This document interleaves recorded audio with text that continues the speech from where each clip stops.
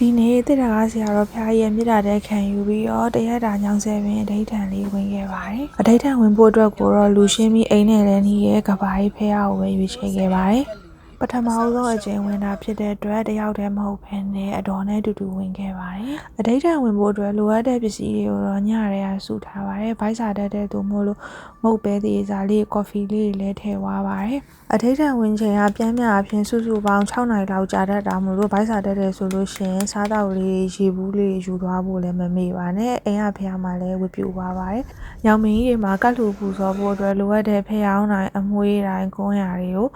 ဒီဖះဆောင်တဲ့နေရာဆိုင်တွေမှာလည်းဝယ်လို့ရပါတယ်။စာအုပ်ဒေတာလီခေါင်းလောင်းတွေလည်းအိမ်မှာရှိရင်ယူပါပါမယ်။လိုအပ်ရင်လည်းဖះဆောင်တဲ့ဆိုင်တွေမှာလည်းဝယ်လို့ရပါတယ်။ကဘာကြီးဖះကြိုက်ကဆန်ဖះလို့အမိုးတော့မရှိဘူး။အဲအားကြောင့်မိုးမရွာတဲ့နေ့တွေကိုမှန်းပြီးတော့သွားပေါ့နော်။ဒါပေမဲ့ကဘာကြီးဖះမှာလူရမ်းရှင်းတဲ့အတွက်ကြောင့်အေးအေးဆေးဆေးတသက်ရှိပါတယ်။ကဘာကြီးဖះမှာရေစင်တွေလည်းရှိတာဖြစ်တဲ့အတွက်ကြောင့်မို့လို့ဒီရေစင်တွေရပဲတောက်ရီကိုလည်းလှူဒန်းလို့ရပါတယ်။ညောင်ဆယ်ပင်ဒိဋ္ဌံပြီးသွားတဲ့အခါမှာတော့ဌာနတိုင်းထဲမှာလည်းဝင်ပြီးတော့အေးဆေးဖះဝတ်ပြုလို့ရတယ်။ဖះပရဝံအတွင်းမှာလည်းရေသက်ပဲမြေတာဖို့အမျှဝေလုပ်ခဲ့ပါတယ်။ညောင်မင်းဆယ်ပင်လုံးပြေသွားပြီဆိုလို့ရှိရင်တော့မိမိလိုအပ်တဲ့လိုရာစုတစ်ခုကိုတောင်းပါတယ်။တနေ့ထဲမှာအကုန်ပြီးဖို့မဖြစ်နိုင်ဘူးဆိုလို့ရှိရင်လည်းတနေ့ကို9ပင်ခန့်စီခွဲပြီးတော့လည်းဝင်ကြရတယ်လို့ကြားပါတယ်။ဒါပေမဲ့တနေ့ထဲမှာ10ပင်လုံးဝင်နိုင်တယ်ဆိုလို့ရှိရင်တော့ပို့ပြီးတော့အကျိုးထူးပါတယ်။ရန်ဟိုမှာအကျိုးရှိပြီးအစွမ်းထက်တဲ့အထိတ်ထန်ကိုတော်တော်များများတော့ဝင်နှင်ပြီးသားပေါ့နော်။ဆွေရတော့အခုမှဝင်ဖြစ်ပါတယ်။ညောင်ဆယ်ပင်ဒိဋ္ဌံမခက်ခဲပါဘူးရှင်တရက်တာအချိန်ပေးမယ်ဆိုလို့ရှိရင်အဆင်ပြေပါတယ်။အခုမှပထမအဆုံးဝင်မဲ့သူရောက်တယောက်တည်းမသွားဘဲနဲ့2ယောက်လောက်သွားဖို့အကြံပြုတိုက်တွန်းလိုပါတယ်။မနက်စောစော6နိုင်လောက်သွားမယ်ဆိုလို့ရှိရင်7လောက်ပြီးရပါတော့